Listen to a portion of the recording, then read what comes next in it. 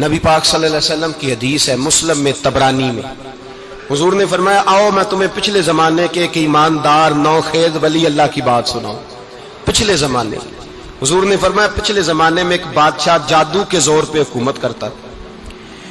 جب وہ ایک جادوگر اس نے رکھا ہوا تھا تو جادوگر اس کو جادو بتاتا، وہ جادو کے زور پر حکومت کرتا۔ جادوگر بوڑھا ہو گیا تو کہنے لگا بادشاہ کوئی نوجوان میرے پاس بھیج دے، اب میں بوڑھا ہو گیا ہوں، میرا پتہ کوئی نہیں کب مر جاؤں۔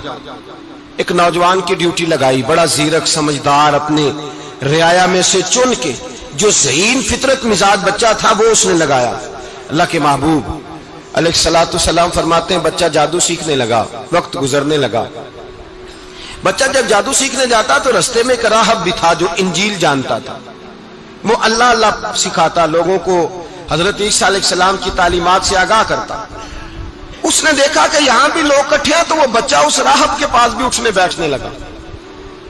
اب جب اس کے ساتھ اس کی گفتگو بڑھنے لگی تو اس کو باتوں میں لذت آنے لگی۔ اس نے راہب نے پوچھا کہ تو کون ہے اور کس طرح سے آیا ہے، کیا تیرا معاملہ ہے؟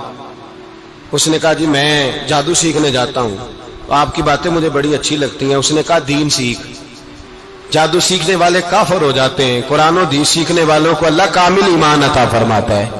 فرمایا یہ سیکھ۔ بچہ بیٹھنے لگا، اس کے پاس آنے لگا، باتیں دل میں گھر کرنے لگی۔ ایک وقت آیا کہ مسلمان ہو گیا، اور مسلمان کیسے ہوا؟ بچہ کہتا ہے میں تجربہ کر کے ہوا۔ اب میں تھوڑا سا وقت جادوگر کے پاس بھی جاتا اور باقی سارا وقت وہاں بیٹھتا۔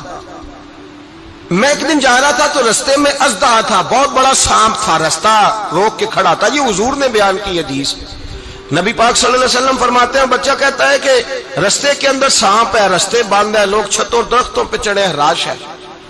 کہتے چھوٹا سا روڑا میں نے اٹھایا تو میں نے کہا اللہ اگر جادوگر سچا ہے تو اسے مار دے۔ چھوٹا سا روڑا میں نے پھینکا، اژدہا کوئی نہ مرا۔ پھر چھوٹا روڑا اٹھایا، میں نے کہا اللہ اگر وہ عالم سچا ہے تو اسے مار دے۔ اب جب میں نے روڑا مارا تو اژدہا مر گیا۔ میرے اندر سے گواہی آئی نہیں دین کی باتیں سچی ہیں، نہیں قرآن کی باتیں اسلام سمجھانے کے لیے عرض کر رہا ہوں، اگرچہ اس دور میں انجیل تھی، اللہ رسول کی باتیں اچھی ہیں۔ کہتے میں مسلمان ہو گیا، اب میں نے راہب کے پاس ہی رہنا شروع کر دیا، جادوگر کے پاس چھوڑ دیا اس بچے نے آنا۔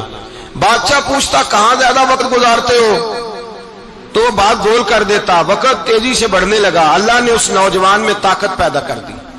اب وہ اس کے اندر نا اللہ نے توانائی روحانیت پیدا کر دی، ابھی جوان ہے، 14-15 سال عمر ہے۔ اللہ نے اب جو بیمار بھی آتا وہ دعا کرتا تو اللہ صحت عطا کر دیتا، جو بھی آتا۔ بادشاہ کا ایک درباری تھا، بادشاہ کو پنکھا جلتا تھا، وہ اندھا ہو گیا، کوئی ایسی تکلیف آئی کہ نابینا ہو گیا، بڑے علاج کرائے شفا نہیں ہوئی۔ کسی نے اس بچے کا پتہ بتایا کانوں میں، اس کے پاس گیا تو بچہ کہنے لگا شفا تو ہو جائے گی پر کلمہ پڑھنا پڑے گا، مسلمان ہونا پڑے گا، جس پیغمبر کا میں غلام ہوں تجھے بھی بننا پڑے گا، دین پہ عمل کرنا پڑے گا، اللہ شفا دیتا ہے۔ اس نے کہا تو مجھے کلمہ پڑھا، مجھے شفا دے، میں تیار ہوں۔ اس نے کہا شفا تو اللہ دیتا ہے۔ اس نے اللہ تبارک و تعالیٰ کا ذکر کر کے دعا مانگی، یہ مسلم شریف میں حدیث ہے، طبرانی میں موجود ہے۔ اللہ نے اسے شفا دی، اس نے کلمہ پڑھنا شروع کر دیا۔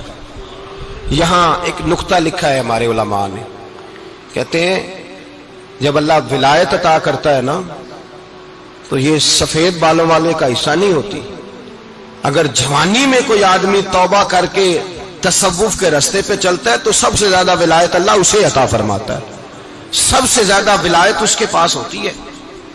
ابھی اس کے بال کالے ہیں، چڑھتی جوانی ہے، دعا کی تو اللہ نے، اور حدیث پاک میں موجود ہے کوڑے آتے تو شفا یاب ہو جاتے، اندھے آتے تو شفا یاب، برس والے آتے تو اللہ سے دے، جوان ہے۔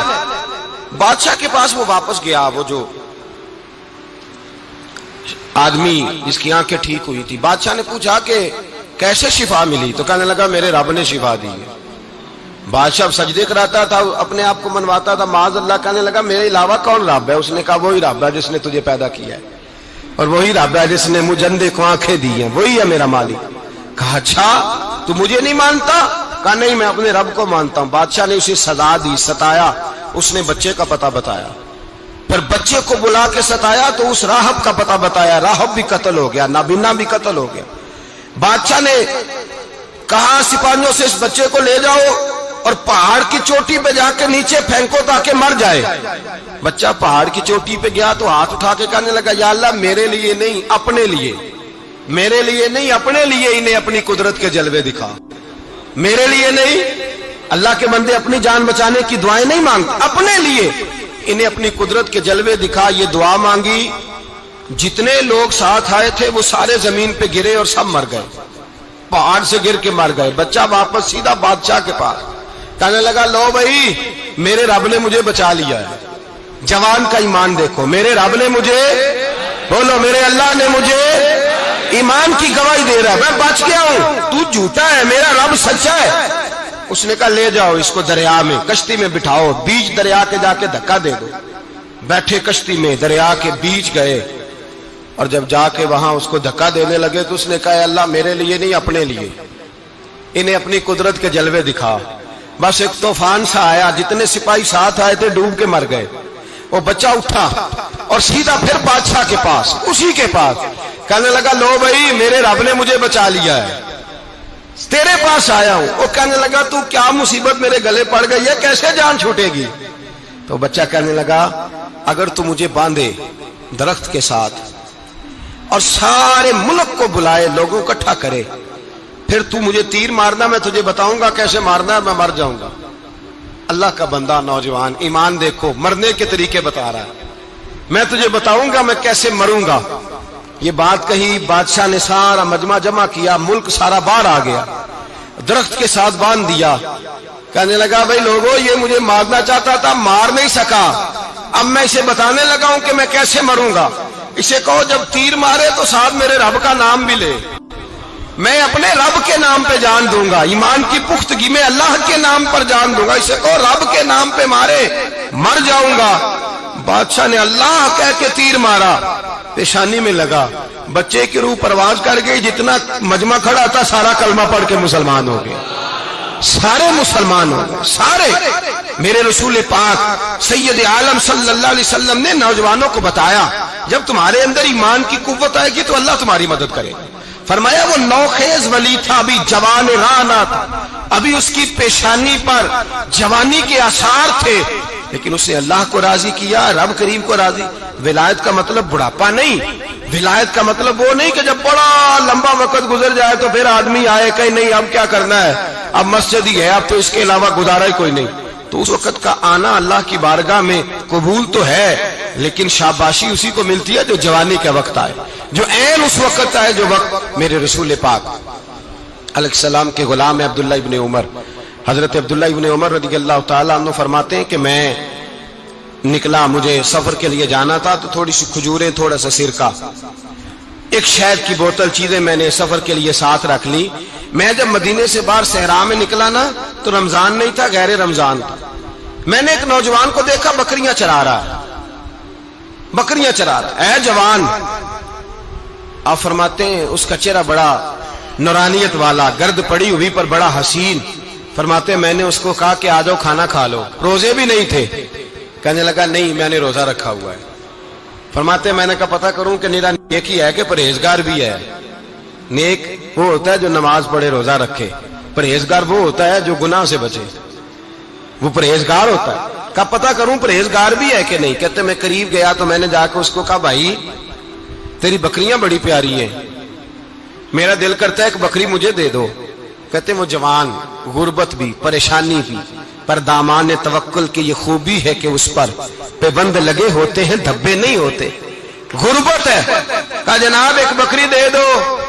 آنے لگا جناب بکریاں میری نہیں، بکریوں کا مالک کوئی اور ہے۔ کہتے میں نے آزمانے کے لیے کہا کہ بکریوں کے مالک کو کہنا ایک بکری بھیڑیا لے گیا ہے، کہہ دینا بھیڑیا لے گیا ہے۔ تو کہتے اس نے میری طرف دیکھا، گرد سے اس کے بال لٹے ہوئے، آنکھوں میں روشنی، چہرے پہ اطمینان، لب و لہجے میں ایمان کی طاقت، نوجوان۔ کہنے لگا حضور بکریوں کے مالک کو تو کہہ دوں گا بھیڑیا لے گیا ہے، جب عرش کا مالک پوچھے گا تو کیا جواب دوں گا، اللہ کو کیا جواب دوں گا؟ کہتے ہیں میں کانپنے لگا، اس کی بات سن کے واپس آیا، جو کام نکلا تھا وہ چھوڑا، واپس لوٹ آیا۔ میں نے پتہ کیا کس کا غلام ہے، پتہ چلا فلاں آدمی کا ہے۔ کہتے میں نے پہلے غلام خریدا، پھر پتہ کیا تیرے پاس بکریاں کتنی ہیں، اس نے کہا 400۔ کہتے میں نے مالک سے ساری بکریاں خریدی، پھر غلام کو بلایا، پھر وہ بکریاں تحفے میں دی، تحفے میں۔ کہنے لگا حضور یہ سارا کچھ مجھے کیسے ملا؟ میں نے کہا تیرا ایمان بڑا پختہ تھا تو میرے رب نے تجھے انعام عطا فرمایا۔